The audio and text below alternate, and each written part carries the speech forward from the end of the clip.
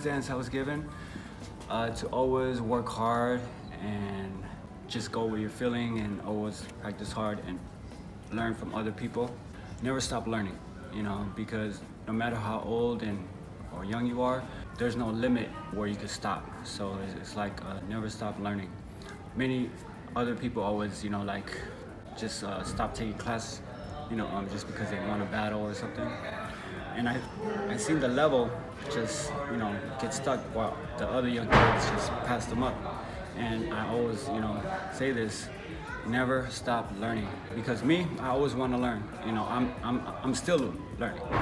I'm still a student, and I still take classes. You know, even from my students and from Pete, Wiggles, Pop. You know, so for me, the main thing is never stop learning. That's the main key.